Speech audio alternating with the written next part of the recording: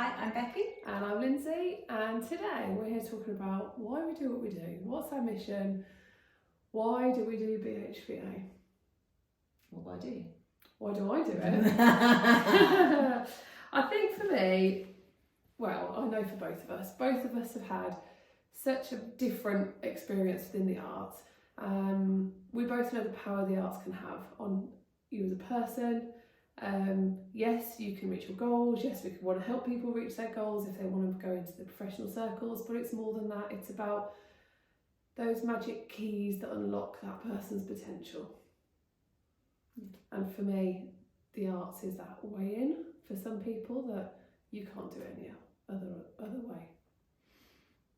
Yeah, pretty much that.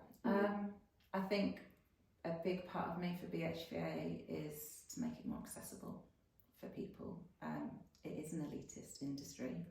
It costs a lot of money, and some of our products are expensive because we're good at what we do and what we provide. But we also try to ensure that we can find other ways of helping people out that are more affordable. And that for me is a big driving force within it as well. Also for me, essentially, we would like to make ourselves redundant, and that seems like a really obscure thing to say, but actually if we're doing our job properly, the idea that people leave us because they feel empowered and ready to go off on their journey is the magic. And that's why actually we don't want people being with us forever and a day. We don't want to work with certain people forever and a day. We want to give people those skills and those toolkits to go off and do things for themselves and have the confidence in themselves. Come back occasionally for a check-in. Oh yeah. But yeah, essentially it is we want to facilitate and give people those tools so they can go off. They don't need us anymore. We support them to where they're at, and then if they want to, they can come back for a checkup, but otherwise they go off and they do their own thing and make their own magic. And I think on a personal level, I think it's both of us are so passionate about the arts and the incredible transferable skill of the arts. We were talking to somebody the other day and we were talking about how we can offer coaching and mentoring for helping them get into a job interview. Oh, I didn't realise you could do that. Yeah.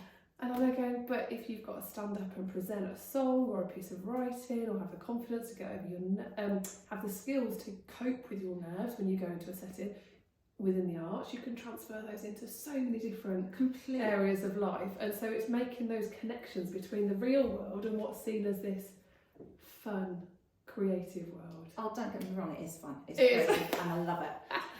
But yeah, those things that we teach, that stage presence, that being able to portray a song or a dance with emotion and connect to people, you need those in the big wide world, just in general day-to-day lives. We've talked about building trust through truth and honesty and being authentic. It's those things and creating those authentic connections within your performance that you can transfer around to the real world. And by having that, and I'm going to say a mask, I mean, Beyonce has a mask, Robbie Williams has a mask, all big performers will have some kind of persona or a mask when they go out on stage. We can do that in the real world as well. And we do. 100%. You'd laugh at this, but any big networking event or where we're going to see lots of people, both of us get huge anxiety. We never like going to them. We have fun once we're there, don't we? People tend to stay away from us for the 2 days leading up to it because we're grumpy and aggy and we're just managing it all inside to be able to go there. But then we put all those tools into place and then off we go and do. Yeah, and if it wasn't for the arts, I would be a proper hermit. I think that's part of it. If it wasn't for the arts, I would be one of those people stuck at home with anxiety, not able to talk to people and communicate to others just because of my own self-confidence. That's quite a personal thing to say, but that is true. You see us as these, or we portray ourselves as these people who are confident, who know what we're doing, and we do know what we're doing, but we both, if we could, would just curl up and hide for most of the time and not deal with life. And I think that's another big thing about why we do what we do, is because we want to pay it forward, because we know what it's like, we understand, we get it, we can connect, we can break it down because we've been there ourselves and we've been lucky enough to have each other or the people in our past, whatever, that have helped us get through these different things with the arts, that's brought us that joy, brought us that happiness, given us that get up and go given us those skills to try. So yeah, because we've been there and we get how hard it is, even though you might not think so when you see us, we get how hard it is. We feel those pains, anxieties, struggles every day, the imposter syndrome, the self-doubt, the roller coaster of emotions that comes from decisions and processes. We get it and we want to pay it forward. Yeah. And bring a bit of joy. I think that's one of the things when we sat and we talk about values, what is it we want to do? It's like, share the joy.